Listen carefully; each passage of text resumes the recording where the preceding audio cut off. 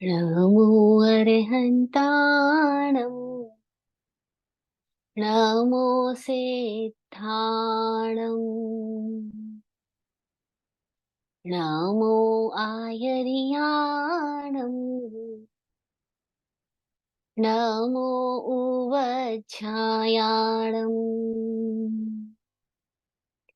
नमो लोये सवसाहूणम् ऐसो पंचनमुक्कारो सव पावपणासनो मङ्गलानं च सवेस्यम् पठमं हवै मङ्गलम् पठमं हवै मङ्गलम्।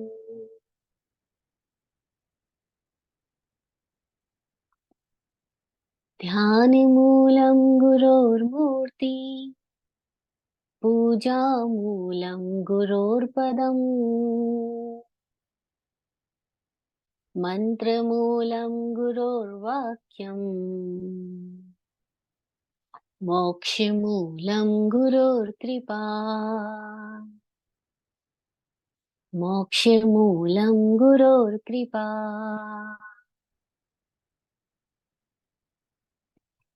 चरम तीर्थंकर समण भगवान महावीर स्वामी को भावमय वंदन नमन। चतुर्विद तीर्थ को प्रणाम।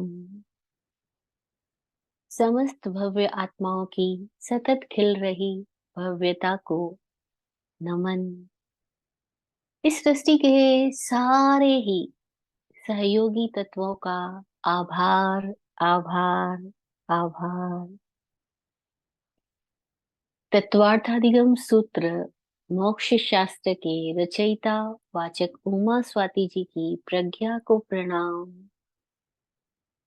मोक्ष मार्ग के देशना देने वाले समस्त उपाध्याय भगवंत, आचार्य भगवंत, साधु भगवंत, सबका आभार आभार आभार। और नॉर्थ कैरोलिना संघ के स्वाध्यायी बंधुओं का भी आभार।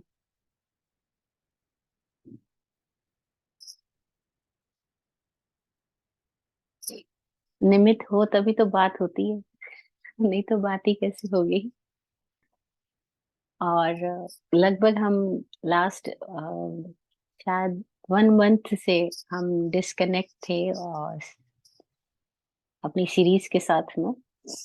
तो आज हम नया साल और नई जर्नी शुरू कर रहे हैं। और ये जो नई जर्नी है वो तत्वार्थाधिगम सूत्र के सेकंड चैप्टर के साथ है। फर्स्ट चैप्टर हमारा लगभग 1 साल में पूरा हुआ और मैं उम्मीद करती हूँ कि सेकंड चैप्टर 1 साल से पहले ही जल्दी से पूरा हो जाए। इसको हम 1 साल नहीं लगाएंगे, कोशिश करेंगे बहुत जल्दी एक सेकंड चैप्टर को हम समझ सके। और सबसे बड़ी बात तो यही है कि जो भी हम सुन रहे हैं, समझ रहे हैं, वो सब कुछ हमारे लाइफ में इम्प्लीमेंट होता जाए, जीवन आचरण में उतरता जाए।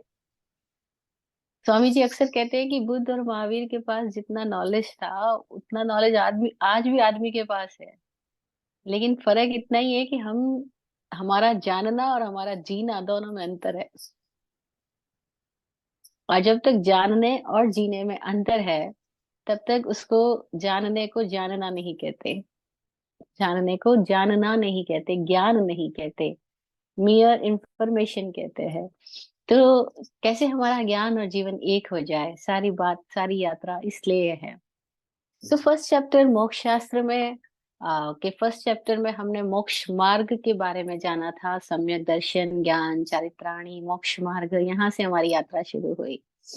और होते होते हम नए तक पहुंच गए थे कि 7 प्रकार के नए होते हैं। और जो व्यक्ति 5 ज्ञानों को, 5 ज्ञान में से कोई भी 4 ज्ञान, 3 ज्ञान या 2 ज्ञान को उपलब्ध हुआ है, वो जब भी बोलता है तो उसकी बात को समझने के लिए हमारे पास ओपन माइंडनेस होनी चाहिए और माइंडफुलनेस हम हो, ये महत्वपूर्ण बात है।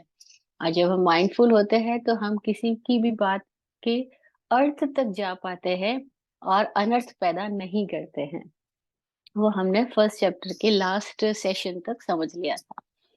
अब हम सेकंड चैप्टर में आ रहे हैं। ये जो सेकंड चैप्टर है तत्वार्थाधिगम सूत्र का, हमें पता है इसमें 10 चैप्टर है और 10 में से ये सेकंड चैप्टर है जिसका नाम है जीव तत्व। ये जीव तत्व की व्याख्या कर रहा है। क्या है ये जीव तत्व, इसको हम समझेंगे। इसके पहले ये समझे कि जीव ही मुख्य बात है। सारे द्रव्यों में, सारे तत्वों में जो सबसे प्रमुख है, सबसे मुख्य है, वो है जीव तत्व। ऐसे तो सभी अपने अपने स्थान पर प्रधानता रखते हैं, मुख्यता रखते हैं। सबका एक इम्पोर्टेंट रोल है इस पूरे लोक में, पूरे यूनिवर्स में। अब यूनिवर्स शब्द हम आज की भाषा में बोल रहे हैं, महावीर ने इसको लोक शब्द दिया था। लोक शब्द का मतलब था कि जो कुछ भी लुक्यते इति लोक, जो हमें देखा, जो कुछ भी दिखाई पड़ रहा है या जहां तक देखा जा सकता है, उसका नाम लोक है। इस यूनिवर्स में, इस लोक के अंदर सतत सब कुछ परिवर्तनशील है, सब कुछ घटित हो रहा है। कैसे घटित हो रहा है? ऐसे ही तो नहीं हो सकता। कार्य कारण का कोई तो सिद्धांत होगा, कोई तो वैज्ञानिक नियम काम कर रहे होंगे। हाँ, यही बात समझने वाली है। एक महावीर ऐसे व्यक्ति हुए जिन्होंने अपनी अनुभव की, अनुभूति की, जब अ, अभिव्यक्ति की, when he expressed himself, तब उन्होंने उसके लिए साइंटिफिक वे को यूज किया। अब जब साइंटिफिक वे यूज किया तो उसमें साइंस में मैथमेटिक्स तो इंक्लूडेड है। तो उन्होंने हर बात को एक कैलकुलेटिव वे में प्रस्तुत किया। और ये बड़ी मजेदार बात है कि इसी वजह से, इस कैलकुलेटिव वे की वजह से ही जो ये महावीर की देशना है, वो एक अलग ही अपना रूप रखती है, एक अलग ही अपना महत्व रखती है। ये हम लोगों को कोई बुद्धू नहीं बनाती, पागल नहीं बनाती। इवन देन हम लोगों को जीवन के चीजों के प्रति अंधविश्वासी नहीं बनाती। हमें इस जीवन को देखने का एक जागृत दृष्टिकोण देती है, एक जागृत नजरिया देती है ना। ये बड़ी गजब की बात है महावीर की देशना के साथ में।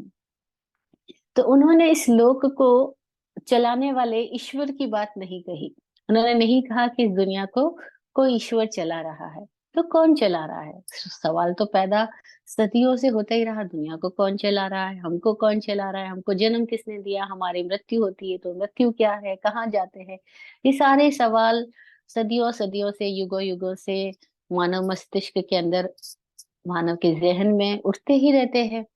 तो इन सारे सवालों के पर जब महावीर की अपनी खोज हुई, तो उन्होंने इस संसार को समझा कि यहाँ कोई एक व्यक्ति नियंता नहीं है, कोई ईश्वर रूपी कोई एक शक्ति या एक सत्ता या एक व्यक्ति नहीं है।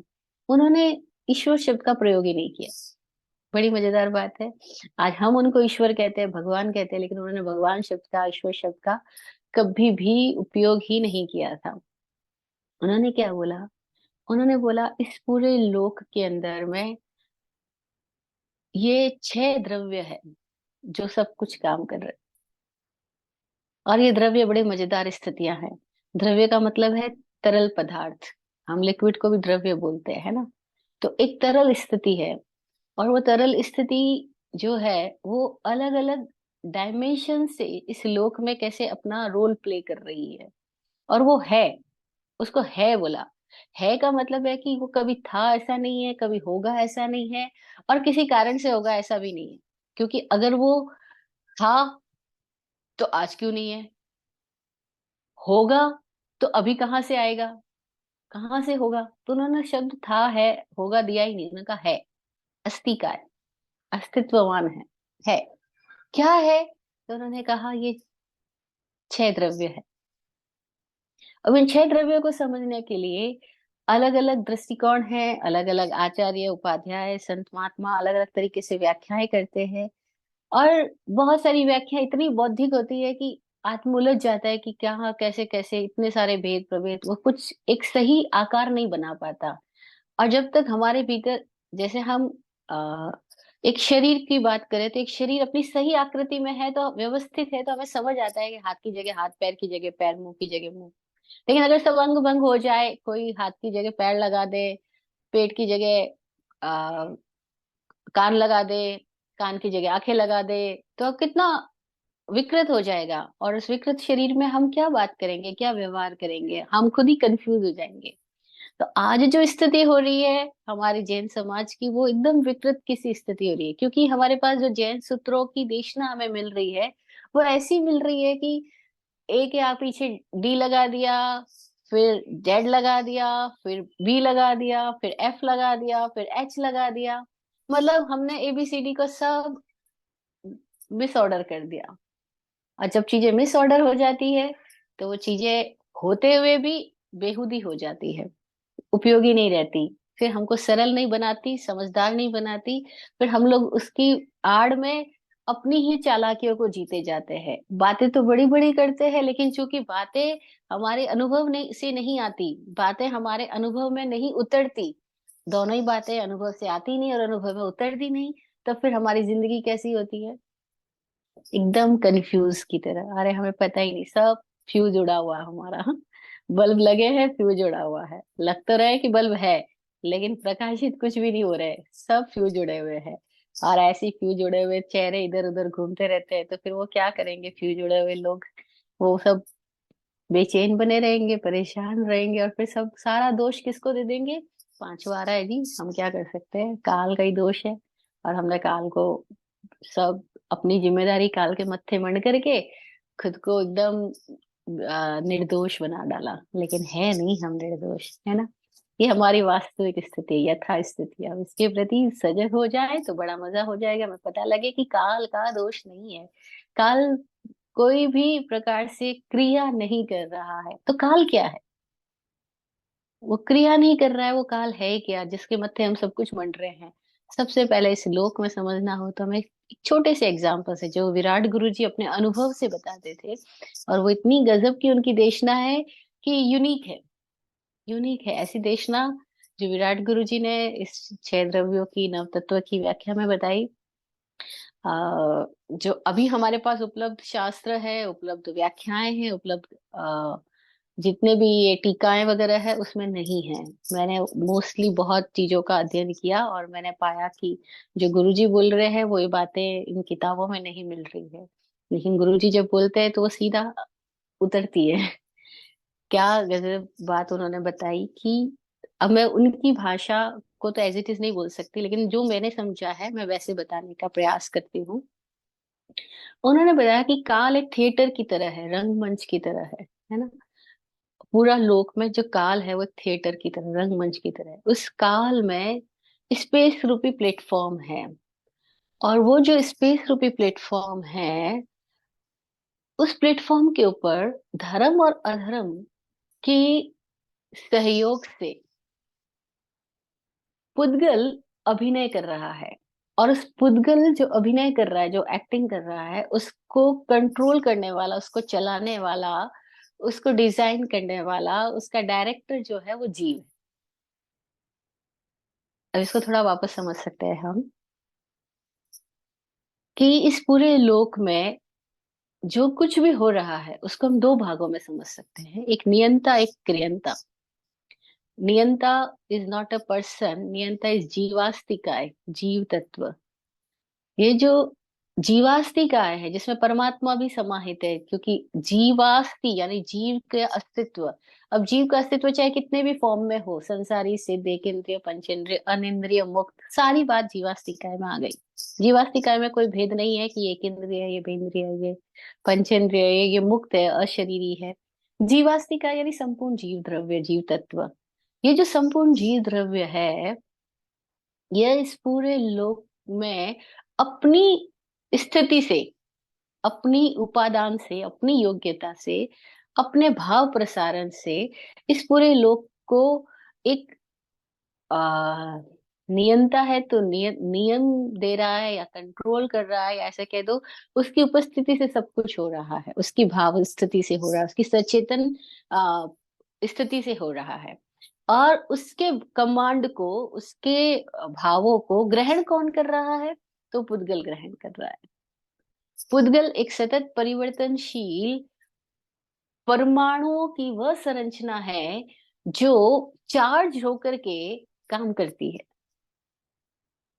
जो चार्ज हो जाती है और फिर चार्ज होकर के उसको जैसी ही चार्जिंग देते हैं वैसे वैसे वो अपने रंग रूप बनावट बदलती रहती है, उसमें संयोजन वियोजन होता रहता है और वह जीव के भावों से चार्ज यानी आवेशित होकर के अलग अलग रंग बनावटों में प्रस्तुत होती रहती है।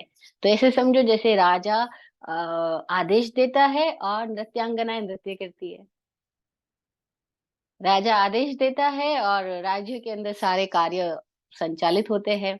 तो वो जो राजा है वो जीव है और उस जीवास्तिकाय की योग्यता से ये जो पुद्गल रूपी नृत्यांगनाएं हैं लगातार नृत्य कर रही है, लगातार परिवर्तनों को ग्रहण कर रही है और बनावटों में अलग अलग बनावटों में प्रेजेंट कर रही है।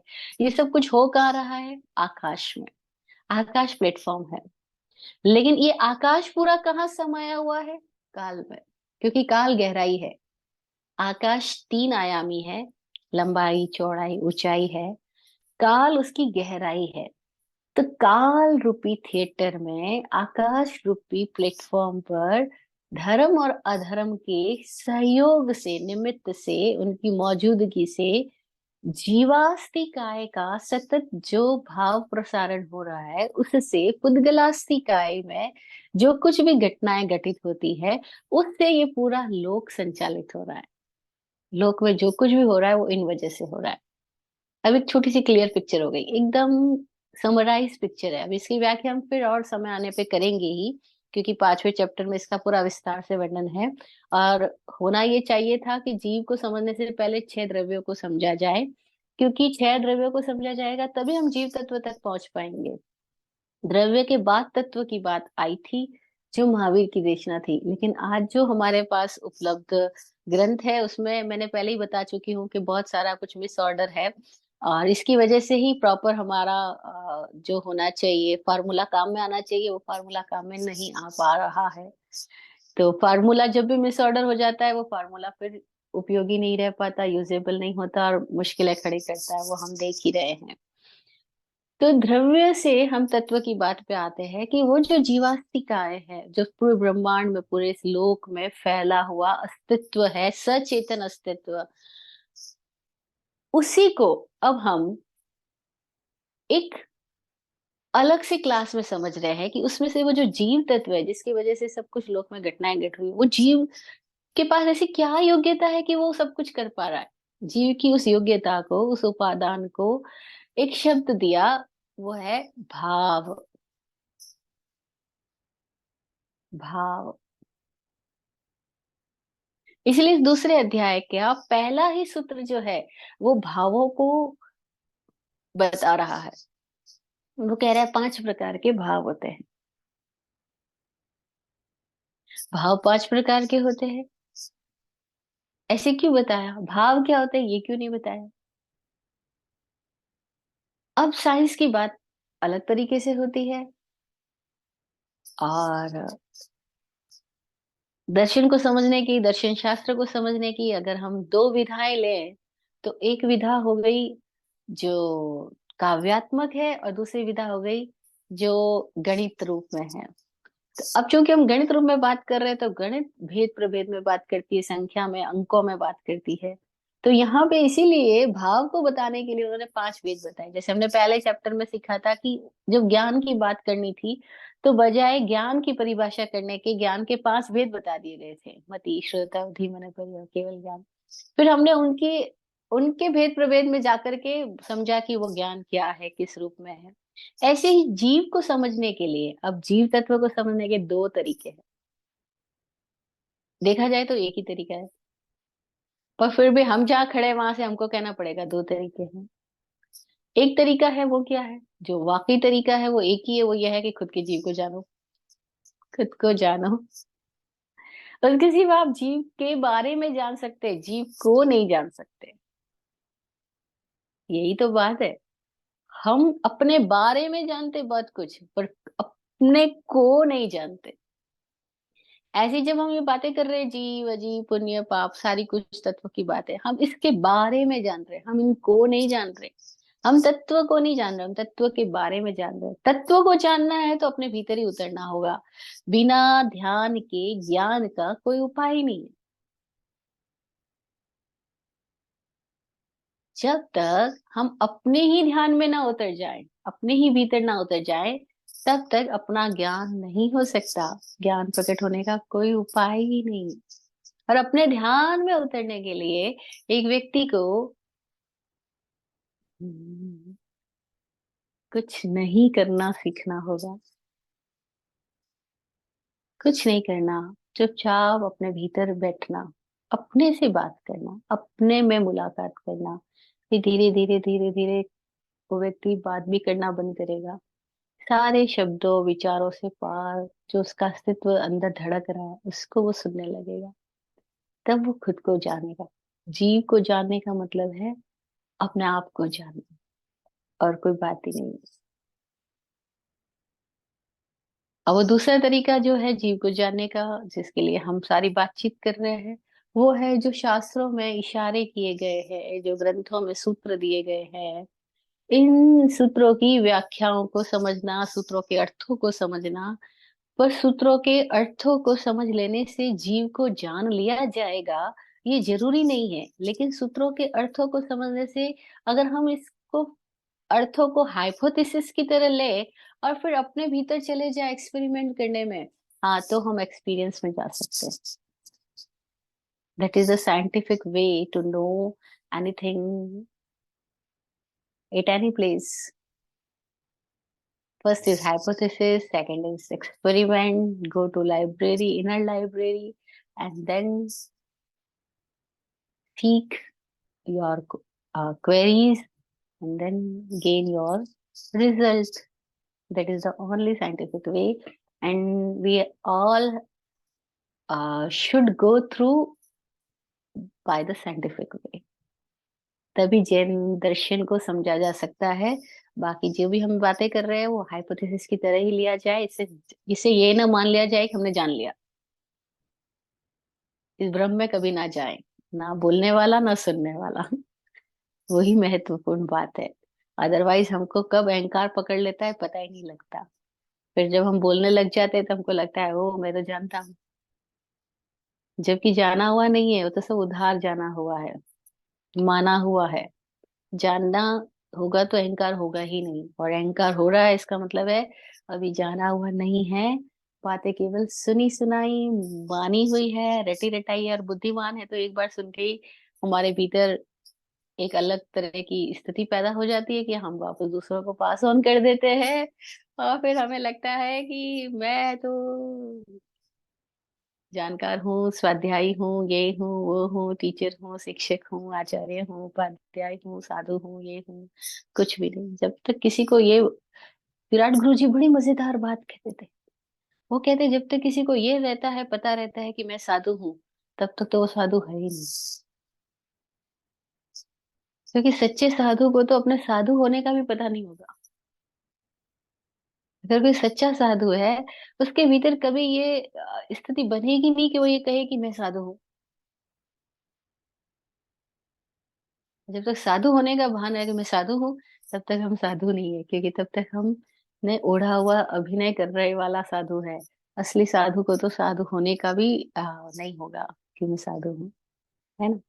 ऐसे ही जो स्वाध्याय कर रहा है, वाकई स्वाध्याय में है, उसको कभी अहंकार पकड़ ही नहीं सकता। और अहंकार पकड़ रहा है, अहंकार मतलब association with any form, with any thought, with any situation, with any concept, association with anything else, वही अहंकार है। अहंकार, मैं ये हूँ, मैं वो हूँ। ये जब तक है इसका मतलब स्वाध्याय हुआ ही नहीं। क्योंकि स्वाध्याय होगा तो सबसे पहले तो विनम्रता ही आ जाएगी। अरे हूँ कौन, आई डोंट नो, कहाँ से आया, आई डोंट नो। फिर वो उसकी खोज में जाएगा, ये चीजें आ कहाँ से रही है। हाँ, कहीं से तो आ रही है, कहाँ से आ रही है। तो ये पांच भाव का जो वर्णन आ रहा है पहले सूत्र में, वो आ ही इसीलिए रहा है क्योंकि कोई व्यक्ति अपने भीतर हो रहे सारे परिवर्तनों का जब साक्षी होने लगता है, तो उसको ये समझ आने लगता है कि ये परिवर्तन कहाँ से आ रहे हैं, ये धारा कहाँ से चल रही है, ये कैसे चल रही है। अब उसको समझ आने लगता है कि ये, इसमें कुछ धाराएं तो ऐसी है जो सहज स्वभाव है, और कुछ धाराएं ऐसी है जो मैंने कहीं कहीं से इकट्ठी कर ली है, बोरो कर ली है। कहीं कहीं से मैंने इन सारे गंदगियों को, विचारों को अपने भीतर जगह दे दी है, और वो मेरी मेमोरी से आ रही है। अब ये कैसे कोई खोज रहा है, उसको समझ आ रहा है। जैसे कोई लोग जो गंगा की यात्रा में जा रहे हैं, उनको समझ आ रहा है कि गंगा कहाँ से निकल रही है। हाँ, कोई खोजते खोजते गंगोत्री तक पहुंच जाता है, लेकिन तब भी पता लगता है नहीं नहीं, गंगोत्री से भी नहीं, इसके भी ऊपर है जगह जहां सर की ये गंगा निकल रही है। फिर वो वहां तक जाता है तो पता लगता है यहाँ से भी नहीं है, ये तो उसके भी ऊपर कई पहाड़ों से आ रही है। और वो खोजते ही जा रहा है, तो उसको समझ में आ रहा है कि कोई एक धारा, तरल सी धारा कहीं से आ रही है। वो कहाँ से आ रही है? वो स्वभाव से आ रही है। स्वभाव से ही हम भावमय है ही। तो हमारा स्वभाव, स्वभाव शब्द दिया ना, कितना मजेदार। स्वभाव में भी भाव शब्द आ गया। तो तत्व ही भाव रूप है। तो पहला सूत्र जो है सेकंड चैप्टर का, अब मैं सूत्र को, सूत्र की लैंग्वेज में बोल रही हूँ, जो कि हमारे लिए थोड़ा ऊपर से जाएगी, पर कोई बात नहीं, वो भी हमें सुनना चाहिए। सूत्र क्या है? औपशमिक श्राइकौ भावौ मिश्रश्च जीवस्य स्वतत्व मौदइक पारिणामिकौ च। ये सूत्र है। औपशमिकौ श्राइकौ भावौ मिश्रश्च। औपशमिक, श्राइक और मिश्र जीवस्य स्वतत्व, जीव के स्वतत्व है, स्वरूप है। औदैक पारिणामिकौ च, औदैक भी और पारिणामिक भी, ये पांच भेद बताए गए। औपशमिक है, श्राइक है और मिश्र, यानी उपशम और श्राय का मिक्सचर, श्रायोपशम है, और औदैक है और पारिणामिक है। ये जीव के पांच भेद है, भावों के पांच प्रकार है। नॉट जीव के भेद, भावों के पांच प्रकार है। अब भाव मतलब क्या है? हमारा होनापन। स्वतत्व यानी होनापन, हमारा रूप ही ऐसा है। भाव मतलब क्या है? जो सतत हो रहा है, सतत हो रहा है। भू धातु से ये भाव शब्द बनता है। भू धातु में गए प्रत्यय अलग करके भाव शब्द की रचना हुई। और भू का मतलब होता है होना। भू भवती भवत भवन्ति, हमने बचपन में संस्कृत में पढ़ा होगा कहीं कहीं। भू धातु के रूप में भवती भवत भवन्ति भवसी भवथ भवथ, है ना, भवामी भवाव भवामह। तो ये भू धातु होने के अर्थ में आती है, कि जो हो रहा है उसको भवती कहते हैं, है ना। तो हम सब क्या हो रहे हैं? हम सब हो रहे हैं लगातार। यानी हम में से कोई चीज ऐसी नहीं है जो थी, जो होगी। सब कुछ हो रहा है। Everything is present continuous tense. सब कुछ हो रहा है, प्रेजेंट है और कंटिन्यूअस है ना। अब ये जो सतत हो रहा है परिवर्तन, हमारे भीतर, हमारे बाहर, हमारे चारों ओर, ये सारे परिवर्तनों में जो परिवर्तन की इस दशा का नाम है, उसी का नाम भाव है। अब ये जो भाव है, ये दो प्रकार का, मोटा मोटी बात करें तो दो प्रकार का। अब यूं कहेंगे तो अनेक प्रकारों में हम बात करेंगे, लेकिन फिर भी हम पहले अपने दो प्रकार को समझ लें। एक है स्वभाव और दूसरा है विभाव। स्वभाव यानी आत्मा का आत्मा में रमण करना, खुद की खुद में ही गति है, कहीं बाहर की दिशा में गति नहीं, कहीं इंद्रियों में नहीं, कहीं मन में नहीं, कहीं बाहर किसी भी स्थिति में गति नहीं, केवल खुद की खुद में गति, उसको स्वभाव बोला। अरे, कोई अनुभव है एक क्षण का भी ऐसा, कि जब खुद की खुद में गति हो रही है, ना शब्द, ना रूप, ना गंध, ना रस, ना स्पर्श, ना कोई विचार, कहीं बाहर नहीं, खुद की खुद में गति हो रही है। एक ऐसी धारा है जो खुद में ही उत्पन्न हो रही है, खुद में ही चल रही है, खुद में ही रूप बदल रही है, सब कुछ खुद में ही हो रहा है, बाहर कहीं इससे कोई प्रयोजन नहीं। किसी मेमोरी से जो अनकरप्टेड है, किसी मेमोरी से जो अप्रभावित है, कोई भी प्रकार की चित्त में जहाँ पकड़ नहीं है, जहाँ आवेश नहीं है, जहाँ प्रतिबंध नहीं है, जहाँ पूर्ण मुक्त खिलावट हो रही है, उसको स्वभाव बोला गया। स्वभाव हमारा होना है, हमारा असली रूप है। अब वही सच्चिदानंद है, वही मौज है। उसी को किसी ने मौज बोला, किसी ने कल्याण बोला, किसी ने मुक्ति बोला। वही मजा है, खुद का खुद में रमण हो। तो हम किसी पे डिपेंडेंट ही नहीं है, किसी मेमोरी से हम जकड़े हुए ही नहीं है। वो स्वभाव। लेकिन अभी जो हमारी स्थिति है, हम देखते हैं कि हम अपने स्वभाव में तो क्षण भर भी नहीं ठहरते। हम एक क्षण का भी शायद ही कोई अनुभव हो जब हम अपने स्वभाव में होते हैं। हाँ, एक गहरी नींद में हमारे ऊपर कोई मेमोरी का प्रभाव नहीं हो रहा है, कोई ऐसे क्षण आते हैं, पर तब हम स्वभाव की स्थिति में आ रहे हैं, लेकिन तब हम बेहोश है, इसीलिए वो स्वभाव ही नहीं कहा जा सकता। बेहोशी में ऐसी स्थिति आती है, नींद के, गहरी नींद के कुछ क्षणों में, कि जब हमारे ऊपर कोई भी तरह का इंद्रियों से संबंध या बाहर के किसी भी एसोसिएशन से कोई भी तरह का रिकग्निशन भी नहीं हो रहा है। कुछ पल, और उस पल के लिए हम सब लोग तरसते हैं। इसलिए सबको नींद चाहिए, क्योंकि नींद में कोई एक पल ऐसे आएंगे जो स्वभाव के करीब है। लेकिन चूंकि वो नींद में है, इसीलिए वो भी ऐसे ही चले जाते हैं। बिना नींद के ऐसी दशा में कैसे रहे? उसके लिए योगी लोग सतत प्रयास करते और कहते हैं, समाधि को उपलब्ध हो जाओ तो स्वभाव में हो। फिर बिना किसी नींद के आप अपनी जागृत स्थिति में ऐसे हो कि कोई भी चीज आपको प्रभावित नहीं करती, पकड़ती नहीं। कोई फकीर कहता था अपने शिष्यों को कि मैं जब पानी पे चलता हूँ तो पानी मेरे को छूता नहीं। शिष्य बड़े हैरान, ऐसे कैसे? पानी में चलो और पानी छुए नहीं, पैर गीले नहीं होते? ऐसे कैसे? पैर तो गीले होते हैं। पानी में चलो और पैर भीगे ना, ऐसे कैसे हो सकता है? फिर एक दिन मौका पड़ गया, कोई नाला पार करना है और वो फकीर जा रहा है, शिष्य भी साथ में है, और पैर गए और पैर भीगे। शिष्य बोले, आप तो कहते थे आपके पैर भीगते नहीं, फिर आपके पैर तो भीग गए। बोले, तुम इस पैरों को समझ रहे हो, मैं किसी और स्थिति की बात कर रहा हूँ, कि मैं सारी स्थितियों से गुजरता हूँ लेकिन कहीं भी भीगता नहीं हूँ, क्योंकि पैर मेरे भीगे ही नहीं। ये पैर जो भीगे वो मेरे पैर नहीं है। मैं जिस स्थिति की बात कर रहा हूँ तुम उस दशा से समझो कि मैं पानी में चलता हूँ लेकिन पैर नहीं भीगते, आग से गुजरता हूँ लेकिन पैर नहीं जलते। पॉसिबल है?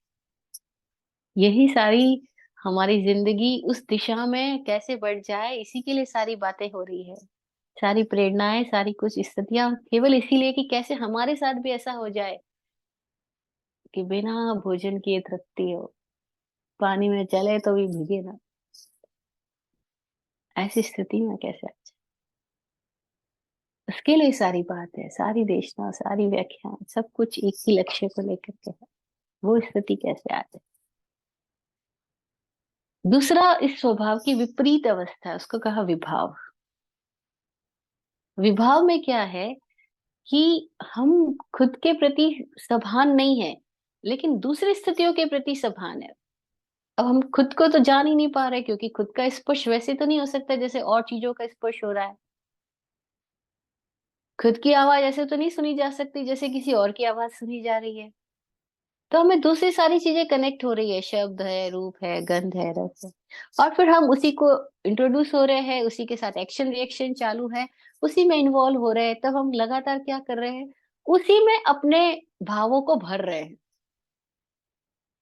अब हम अपने भावों को अपने में नहीं भर रहे, दूसरे में भर रहे हैं।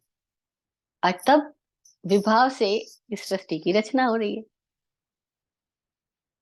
विभाव में सारी स्थितियां आ गई, राग भी, अनुराग भी, विराग भी, और विद्वेष भी,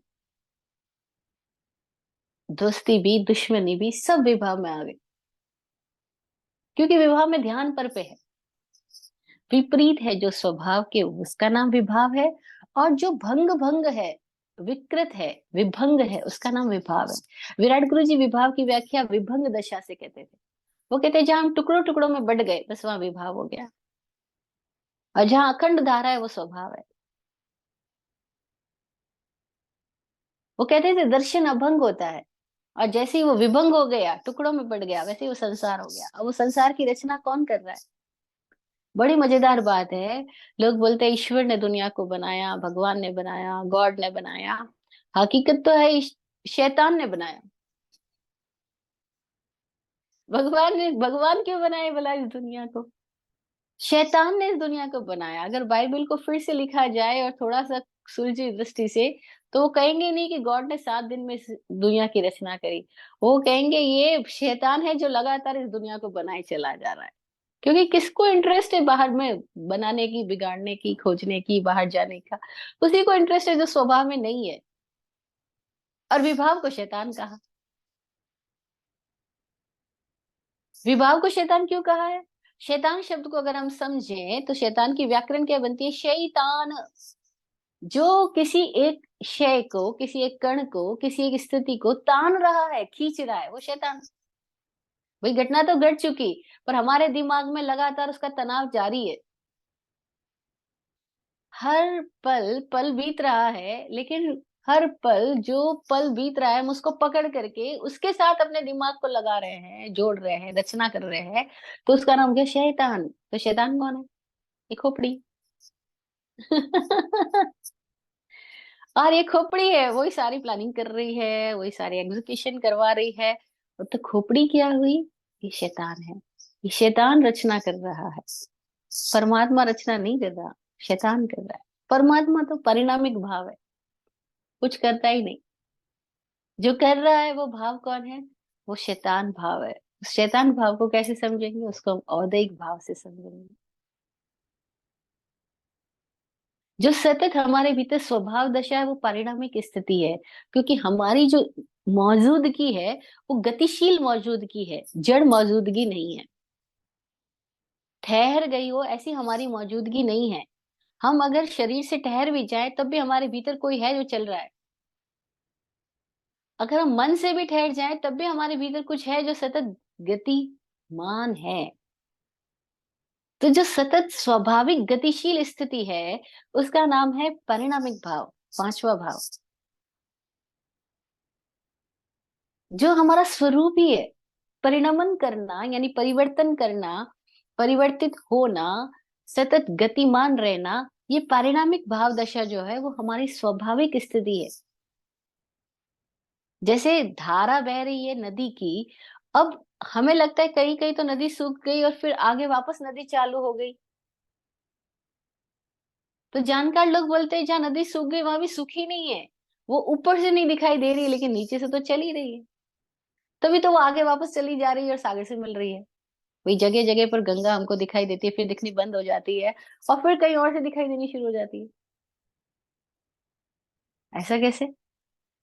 इसका मतलब ये है कि गंगा तो मौजूद है, परिणमन मौजूद है। ऐसी हम सब के भीतर परिणमन, परिणामिक भाव सतत रह ही रहा है, क्योंकि हमारी स्थिति ऐसी, हमारा स्वरूप ही ऐसा है। अब इस परिणमन में, जब ये परिणमन वैभाविक दशा में चल रहा है, तब क्या हो रहा है? तब उदय हो रहा है। अलग अलग स्थितियां प्रकट हो रही है। औदैहिक अवस्थाएं आ रही है। अब औदैहिक में क्या आ रहा है? हमारे भीतर में अलग अलग तरीके का वासनाएं हैं। अलग अलग तरीके की वासनाएं, उन वासनाओं को कितने भी भागों में बांटा जा सकता है। लोभ वासना का ही एक रूप है। मोह वासना का ही रूप है। माया वासना का ही रूप है। मान वो भी वासना का ही है। क्रोध वो भी वासना का ही रूप है। तो उन सारे शब्दों को एक शब्द बोल दे तो वासना होगी।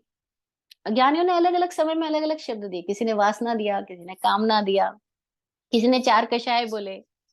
ये अलग अलग व्याख्या है, लेकिन ये सारी व्याख्याएं किस चीज की है? कि विभाव की व्याख्या है। स्वभाव में तो कोई व्याख्या ही नहीं है। स्वभाव व्याख्या शून्य है, क्योंकि स्वभाव अनुभव, स्वभाव हमारा होनापन है। एक ऐसा अनुभव जो इंद्रियों के पार है। लेकिन विभाव जो है वो सतत रूप बदल रहा है। वो भंग भंग है, टुकड़ों टुकड़ों में है। आकार बदलता रह रहा है।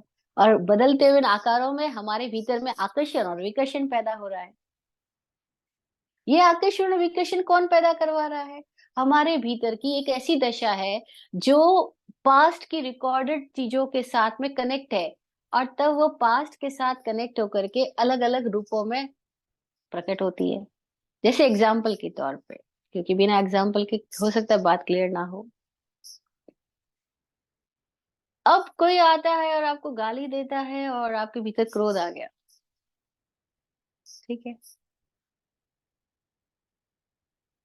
गाली दी और क्रोध आया, किस कंडीशन में आया?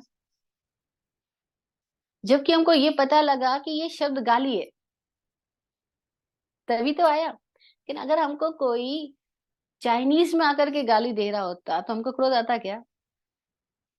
आता ही नहीं, क्योंकि हमें चाइनीज समझ में ही नहीं आती। हमें क्या पता वो चाइना में गाली दे रहा है कि प्यार कर रहा है, वो क्या इजहार कर रहा है। अगर उसके भाव भंगिमा को हम ना पकड़े, भाव भंगिमा वैसी ना हो, गेस्चर पोस्चर में वो एक्सप्रेस ना हो रहा हो, तो हमें बिल्कुल भी नहीं पता लगेगा वो गाली दे रहा है क्या कर रहा है। तो हमको बिल्कुल भी गुस्सा नहीं आएगा। तो बताओ, गुस्सा गाली की वजह से आया या हमारे भीतर कोई एक मेमोरी ऐसी पड़ी है जो इनको गाली की तरह प्रेजेंट कर रही है, और तब हम उसको गाली की तरह जब परसीव करते हैं तो हमारे भीतर क्रोध का एक इमोशन डेवलप होता है। हाय रे, इतनी क्लैरिटी आ जाए तो कितना मजा आ जाए कि गाली गुस्सा नहीं दिला रही है। गुस्सा हमारे पास में, हमारे ही माइंड में कोई ऐसी मेमोरी है जो इसको गाली की तरह प्रेजेंट करा रही है, और तब हमको गुस्सा आ रहा है। सिंपल सी बात। तो गुस्से का कारण गाली नहीं है, गुस्से का कारण हमारे भीतर में पड़ी हुई उस मेमोरी के साथ हमारा एसोसिएशन है। और तब वो मेमोरी प्रकट क्यों हो गई? क्योंकि निमित्त बाहर आया, तो उसको क्या बोला? औदयिक भाव उदय में आया। क्रोध किया किसी ने हमारे भीतर, किसी ने गाली दी, हमारे भीतर क्रोध आया, हमारे क्रोध से उसके भीतर क्रोध आया, फिर दोनों के क्रोध ने एक रचना कर दी। हाथापाई हुई, धक्का मुक्की हुई, पुलिस में केस बन गया। फिर लंबी समय तक हम कोर्ट पे खींचते रहे। ऐसी बहुत सारी घटनाएं, ठीक है। सारी दुनिया, ये सारी दुनिया कैसे चली? ऐसी किसी ने लव यू बोला, लेकिन वो लैंग्वेज में नहीं बोला जो हमको समझ में आ रही है। बिना किसी गेस्चर पोस्चर के अपने अपनी भाषा में किसी ने कुछ बोला, वो लव यू था, लेकिन हमारे भीतर कुछ पैदा नहीं हुआ। लेकिन जैसे हमें समझ में आया तो लव यू बोल रहा है, अब हमारी मेमोरी ने जाकर के उसके साथ कनेक्शन किया, और हमारे भीतर में रही हुई ऐसी जो पहले प्रोग्रामिंग थी उसके साथ कनेक्शन पैदा हुआ, और हमने एक नया चित्र रच लिया। हमने जाके उसको हक किया, फिर हम उसका हाथ पकड़ के घूमने गए, और फिर स्टोरी चलती गई। ठीक है, आगे बोलने की जरूरत ही नहीं, सबको सारी स्टोरी पता है फिर आगे क्या क्या होता है। तो ये सारी चीजें पैदा कहाँ से हो गई? औदैहिक भाव। इसको औदैहिक भाव बोला, उदय में आया। कहाँ से आया? मेमोरी से आया। निमित्त मिलता है, मेमोरी आती है, मेमोरी से कनेक्शन होता जाता है, और निमित्त ना भी मिले तो भी मेमोरी चली रही है, लगातार चल रही है, क्योंकि तो भाव है।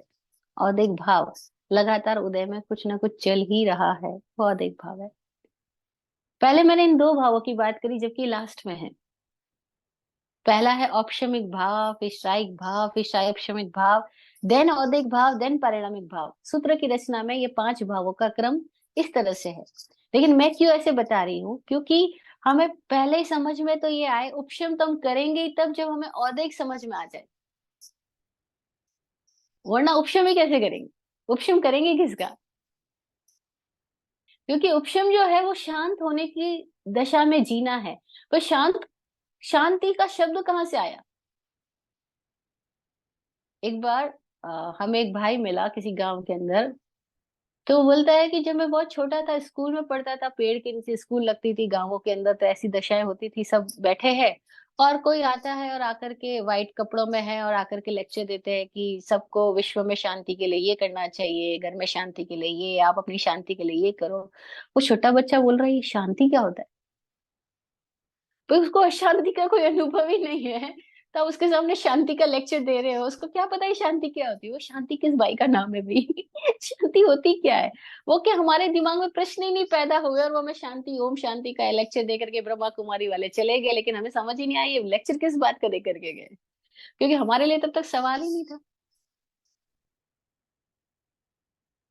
है ना? और जब तक सवाल ही नहीं पैदा तब तक जवाब देने का मतलब क्या हुआ? जवाबों का कोई मूल्य ही नहीं, कोई महत्व ही नहीं, कोई उपयोगिता नहीं, कोई सार्थकता नहीं, और यही सारा काम हम सब लोग करे जा रहे हैं। हमारे भीतर जो सवाल ही नहीं पैदा हुए, हम उन जवाबों को इकट्ठा करने में लगे हुए, उन जवाबों को सुनने में, रटने में, उन शास्त्र सिद्धांतों को रटने में लगे हुए हैं। उससे क्या होगा? बल्कि अपना सवाल भी खो जाएगा। इसलिए अनुभवी जानकार लोग कहते हैं, बच्चों के दिमाग में कुछ भी खिचड़ी मत पिलाओ। उनको करप्ट करना है। जब तक उनके भीतर प्रश्न ही नहीं पैदा हुआ और हम उनको उत्तर पिलाए जा रहे हैं, हमें पता ही नहीं कि हम उनके इंटेलिजेंस को करप्ट कर रहे हैं। पर सारी दुनिया लगी पड़ी है। हिंदू के घर में बच्चा पैदा हुआ नहीं, गायत्री मंत्र रटाने में लग जाएंगे। सिख के घर में बच्चा पैदा हुआ नहीं, एक ओंकार सतनाम करता पूरा, वो रटाने में लग जाएंगे। जैनों के घर में बच्चा पैदा हुआ नहीं, नमो हरिहंताणम, जय जिनेन्द्र बोलो, ये करो, सब रटाने में लग जाएंगे। और हम सबको लगता है हम बड़ा धार्मिक काम कर रहे हैं, हम संस्कार दे रहे हैं। हम में से किसी को होश ही नहीं है कि जिस बच्चे के अंदर अभी सवाल नहीं पैदा हुआ, उसको जब जवाब पकड़ा दिए जाएंगे, तो उसके जीवन में कभी जवाबों की मुख्यता, प्रधानता, महत्व, खोज पैदा ही नहीं हो पाएगी। कितने लोग हैं जो कहते हैं हमें भूख का कोई पता ही नहीं। क्यों नहीं पता? क्योंकि भूख लगने से पहले मम्मी भोजन खिला देती, हमें पता ही नहीं भूख क्या होती है। और जिनको अपनी भूख का पता नहीं हुआ, उनके लिए बहुत मुश्किल है कि उनको दूसरों की भूख समझ में आ सके। उनको किसी की भूख समझ में आ सके, किसी का दर्द समझ में आ सके, बहुत मुश्किल है, क्योंकि अपनी भूख का ही पता नहीं है, एहसास ही नहीं है। तो भूख क्या होती है उन्हें कोई पता ही नहीं चलेगा। और हम जीवन के इतने बहुमूल्य अनुभवों से इसलिए वंचित रह जाते हैं क्योंकि समय से पहले हमें कई तरह की गुट्टियां पिला दी जाती है। और फिर जब सवाल पैदा होता है, असली सवाल, भीतर से कोई सवाल पैदा होता है, तो बाहर की सारी व्यवस्था के प्रति विरोध पैदा होता है। फिर लगता है हमको इतना आर्टिफिशियल बना दिया, आर्टिफिशियली हमको कहाँ से कहाँ पहुंचा दिया गया, और प्रैक्टिकली हम कहाँ हैं।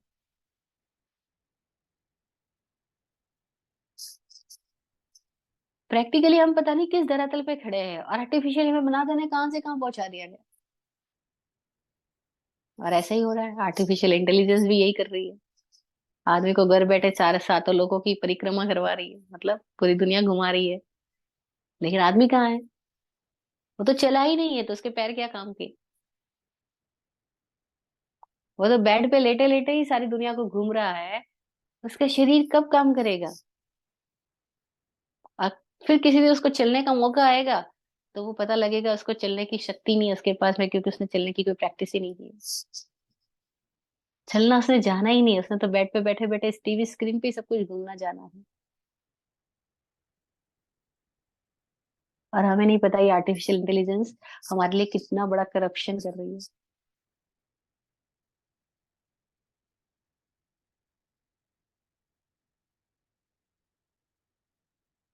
इसलिए कई बार ऐसा लगता है, खुद को भी खेद होता है, क्यों बोलूं। फिर किसी एक दो व्यक्ति को देख के लगता है चलो कोई नहीं, वो पूछ रहे हैं, वो चाह रहे हैं, इसलिए बोलूं। अदरवाइज तो सब वेस्ट हो जाएगा। क्योंकि प्रश्न पैदा नहीं हुआ और हम उत्तर को पिलाए जाएंगे तो क्या स्थिति आ जाएगी। और वही हो रहा है। तो उपशम की बात बाद में क्यों कर रही हूँ, पहले उदय की बात कर रही हूँ। उदय समझ में आने लगे। उदय क्या है? हमारे भीतर बहुत सारा वास्ट कलेक्शन है मेमोरी का, और वो लगातार हमारे ऊपर प्रकट होती जा रही है। हम कुछ करें या ना करें, मेमोरी हमारे सामने प्रकट होती जा रही है, वो रील चालू है। जब वो रील चालू है, रील अपना इम्पैक्ट ला रही है, इम्प्रेशंस ला रही है, हम उस इम्प्रेशंस में बहे चले जाते हैं। और हमारी जिंदगी ऐसी तमाम होती जाती है। हमें इम्प्रेशंस मिलते जाते हैं, हम उसमें बहते जाते हैं। स्टिमुलेशन मिलते जाते हैं, और हम उन स्टिमुलेशंस के अकॉर्डिंग रिएक्ट करते जाते हैं। कोई आता है, सेठ जी को सुबह सुबह प्रणाम बोलता है, जय जिनेन्द्र बोलता है, बहुत गीत गाता है, अरे आपका क्या कहना, आपके पिताजी ये, आप ये वो। फिर सेठ जी से दान निकलवाना चाहता है तो दान निकालवा लेता है, क्योंकि उसने सेठ के भीतर कुछ पैदा कर दिया। अब सेठ चंदे की राशि दे देंगे।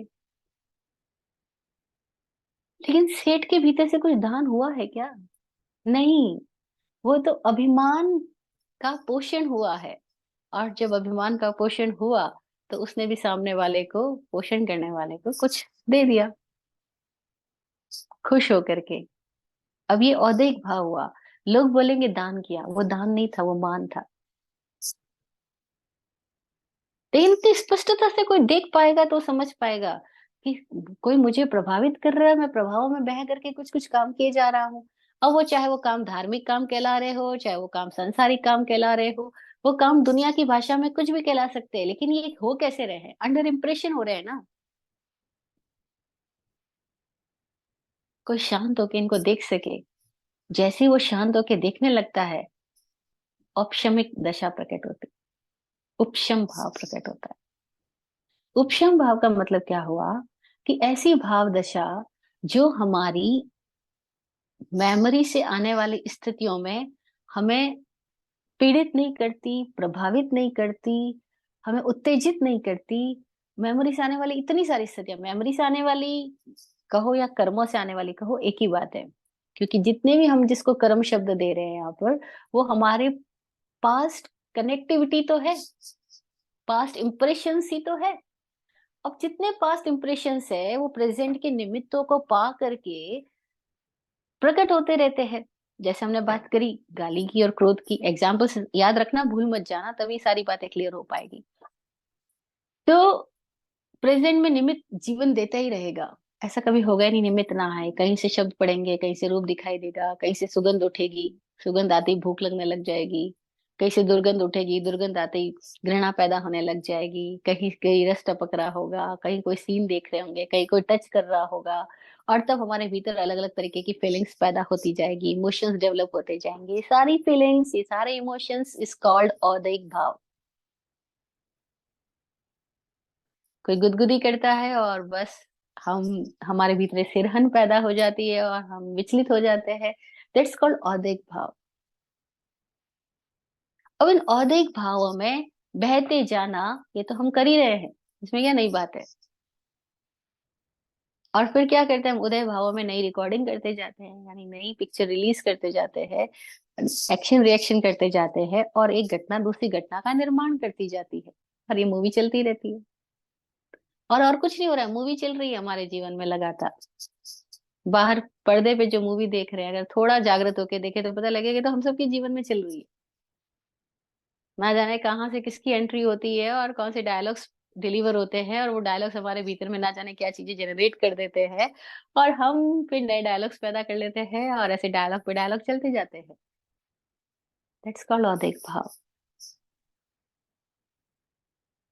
गति, स्थिति, कषाय, लिंग, सारी स्थितियां औदिक भाव से प्रकट होती जाएगी। इन सब के प्रति जो शांत होके देख सकेगा, वो औपशमिक भाव में जाएगा। औपशमिक भाव में क्या होगा? कि बाहर के निमित्त तो आ रहे हैं, लेकिन हमारी स्थिति ऐसी है कि हम प्रभावित नहीं हो रहे।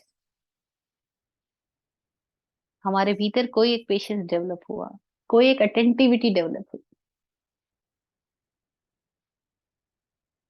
बड़ा प्यारा एग्जाम्पल औपशमिक भाव का दिया जा सकता है। गौतम बुद्ध की स्टोरी में आता है कि एक बार बुद्ध अपने एक भिक्षु को बोलते हैं कि वो रह रहे हैं किसी जंगल में, किसी एक वन खंड में, एक प्रदेश में, और उनको प्यास लगी है। तो अपने भिक्षु को बोलते हैं कि उधर जाओ, उधर नाला बह रहा है पानी का, वहां से पानी लेकर आ जाओ। भिक्षु जाता है पानी लेने के लिए, और देखता है कि वो जो नाला बह रहा है उसमें तो बहुत ही गंदा पानी है। पानी में बहुत मिट्टी मिली है, धूल मिली है, और ना जाने कितनी गंदगी है। तो वो वापस लौट के आता है, और भिक्षु बहुत गौतम बुद्ध को बोलते हैं कि वो पानी तो पीने लायक नहीं है, आप बोल रहे हो पानी लिया, लेकिन वो तो इतना गंदा पानी है, उसको, उससे प्यास बुझेगी नहीं, उसको पिया नहीं जा सकता। बुद्ध सुनते धैर्य से सुनते उसकी बात को। और 5-10 मिनट बीतते और बुद्ध कहते हैं कि उसी भिक्षु को कि जाओ, उधर नाला बह रहा है, उधर से पानी लेकर आओ। भिक्षु हैरान, अभी तो मना किया गंदा पानी और अब कह रहे कि जाओ वहीं से पानी ले आओ। अब ये जो बुद्ध पुरुष है, वो लोगों की दिमाग की सोच से तो बिल्कुल ही पार जाते हैं। कहीं थोड़ा सा कनेक्ट होते हैं, बाकी कनेक्ट नहीं होते। तो कहीं तो समझ आते हैं, कहीं समझ नहीं आते। और पूरे ही समझ आ जाए तो ज्ञानी क्या हुए। फिर तो हमने ही उनको पकड़ लिया, हम अज्ञानियों ने उन ज्ञानियों को पकड़ लिया। वो पूरे कभी समझ ही नहीं आते, उनकी कोई बात समझ आएगी, कोई नहीं समझ आएगी। ऐसे बुद्ध पुरुषों से कंफ्यूजन्स पैदा होना बिल्कुल आसान है, और ऐसा होता आया है। चाहे वो महावीर रहे हो, बुद्ध रहे हो, या आचार्य रजनीश ओशो रहे हो, या और भी कोई रामकृष्ण परमहंस, कबीर, नानक, हम और हमारी जिंदगी में अगर कोई वाकई सदगुरु आए हो तो भी, कोई भी ऐसा सदगुरु जो खुद को जान चुका है, जो खुद के साथ एकाकार हो गया है। और उनके साथ विचित्र दशा होती है कि उनकी बातें कहीं थोड़ी सी हमारे को पल्ले पड़ती है और कहीं पल्ले नहीं पड़ती है, तो हम हमेशा कंफ्यूज रहते हैं ये क्या है, ठीक है कि नहीं है। इनकी कोई बात तो समझ आती है, कोई नहीं समझ में आती है, कहीं तो छूते कहीं नहीं छूते हैं। तो उनके साथ हमेशा ऐसे क्वेश्चन मार्क लगे रहते हैं। और पब्लिक को ऐसी चाहिए कि हमारी धारणा में एकदम फिट बैठ जाए तो हम समझ लें कि हाँ ये सदगुरु है, हाँ ये बुद्ध है, हाँ ये मुक्त है, हाँ ये तीर्थंकर है, हाँ ये महावीर है। लेकिन ऐसी समझ में कैसे आ जाए महावीर, बुद्ध। इसलिए बुद्धों को समझने में के लिए बड़ा, कोई एक व्यक्ति समझ पाता है जो धैर्यशील है, जो स्व में स्थित होने लगा है। उसको कहीं बुद्ध की मौजूदगी, बुद्ध की स्थिति, बुद्ध की देशना कहीं उसके छूने लगती है। अब उसके अंदर कुछ पात्रता डेवलप हुई कि वो समझ पाएगा। तो भिक्षु के दिमाग में भी क्वेश्चन पैदा हुआ। तो बुद्ध बोल रहे हैं जाओ और लेकर आ जाओ पानी, और उसी नाले से, और अभी तो मैं जाकर आया, नाले में गंदा पानी था। पर मना तो नहीं कर सकता, जाता है। और जब जाता है तो देखता है कि पानी स्वच्छ है, वही नाला, पानी स्वच्छ है। पहले गंदा था, अभी स्वच्छ है। और अब वो अपना भिक्षा पात्र में पानी भर के ले आता है, और बुद्ध कहते क्या हुआ? बोले पानी स्वच्छ था। तो बुद्ध बोले तुम जब गए थे भिक्षु, थोड़ी देर पहले ही वहां से बैलगाड़ी गुजरी थी। तब तो बैलगाड़ी थी थोड़ी आज की तरह, मर्सिडीज कार गुजरी थी। तो बोले तो भी पहले बैलगाड़ी गुजरी थी, तो उसकी वजह से जो मिट्टी दबी हुई है पानी के नीचे, वो उभर के ऊपर आ गई थी, पानी गंदा हो गया। लेकिन अब तो बैलगाड़ी को गुजरे हुए कुछ समय हो गया है, वापस मिट्टी के कण नीचे जम गए हैं, और पानी स्वच्छ हो गया। अब वो पानी पीने लायक हो गया। तो ऐसा थोड़ी है हमारे सबके भीतर क्रोध नहीं है, मान नहीं है, माया नहीं है, लालच नहीं है, पूर्व के संस्कार नहीं है, अतीत की वासनाएं नहीं है। सब कुछ है। लेकिन कोई लोग हैं जो ऐसी भाव दशा में सतत जागृति पूर्वक जीते हैं कि उपशम हो जाते हैं, उपशम भाव में जीते हैं। और तब क्या होता है, वो शांत होते हैं। तो धूल गंदगी तो होती है लेकिन नीचे है, पानी ऊपर का स्वच्छ है। बाल्टी में गंदगी वाला पानी है, लेकिन धूल धीरे धीरे धीरे धीरे बाल्टी के तल पे जम जाती है, और ऊपर का पानी पीने लायक हो जाता है। तो उसको कहा औपशमिक भाव। ऐसी स्थिति में जीना, ऐसी भाव दशा में आना कि हमारे भीतर जो कुछ भी हो रहा है उससे हम शांति पूर्वक उसको पा रहे हैं, उसमें भी हम शांति बनाए रख पा रहे हैं।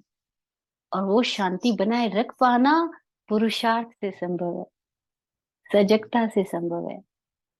उसी के लिए स्वाध्याय किए जाओ। सारे ऋषि मुनि कहते स्वाध्यायान म प्रमत्तः, स्वाध्याय में प्रमाद मत करना।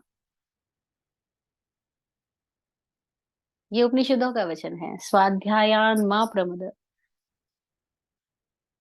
जैन सूत्रों में आता है सतत स्वाध्याय करना, अभिक्षणम, क्षण क्षण प्रति क्षण स्वाध्याय करते जाना। साधु वह जो स्वाध्याय में निरत है, सतत स्वाध्याय कर रहा है, यानी कि सतत खुद को देखे जा रहा है।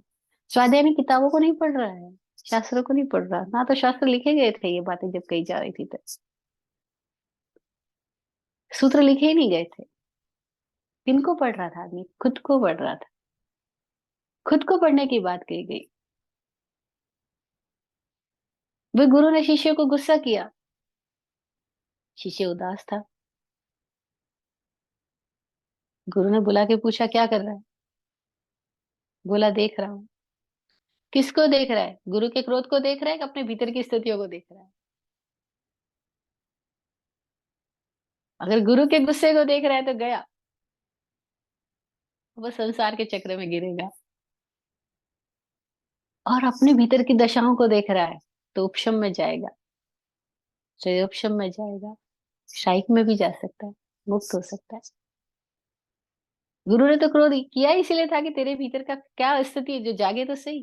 अब गुरु जगाएगा नहीं तो मुक्त कैसे करेगा?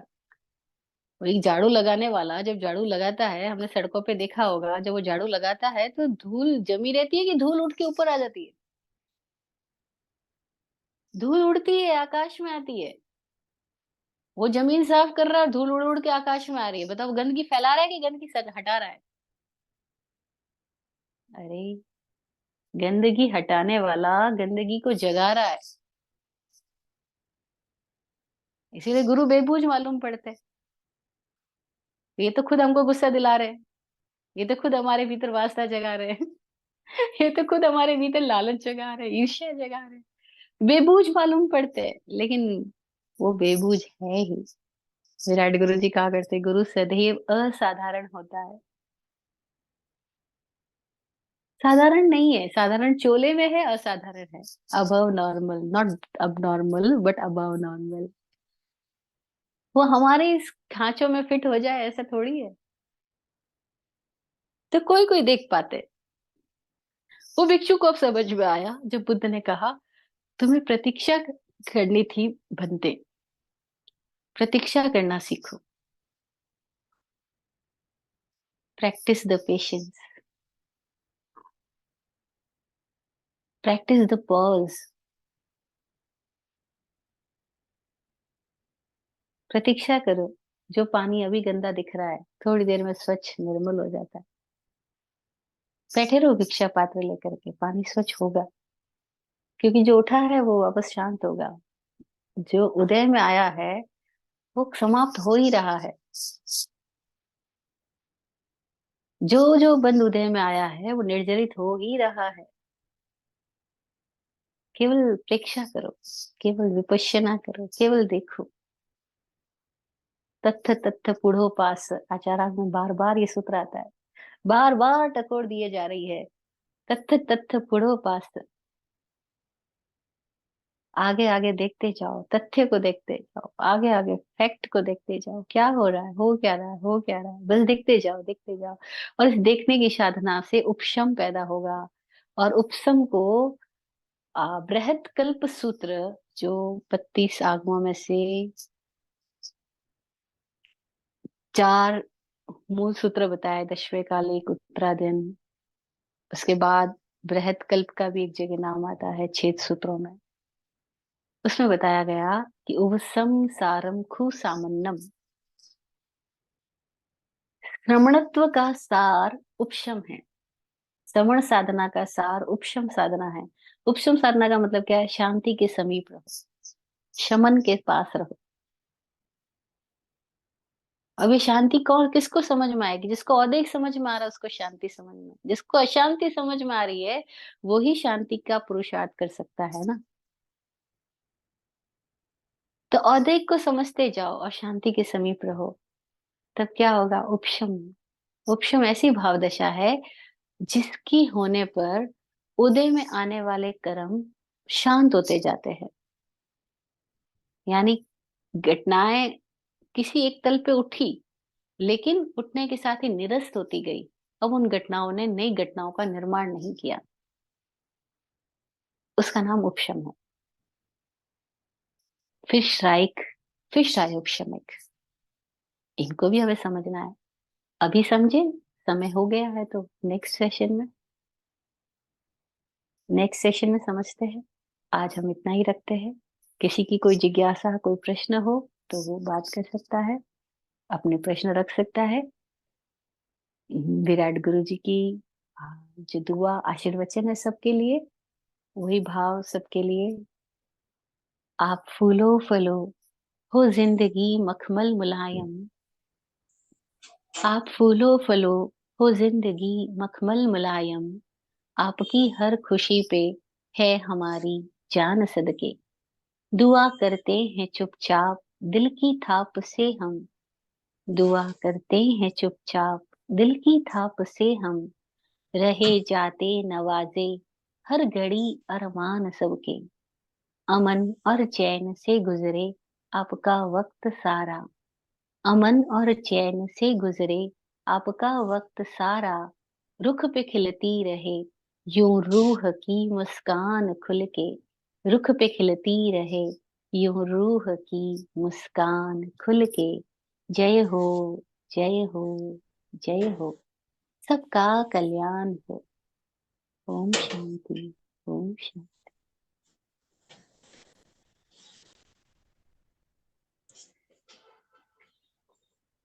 Thank you.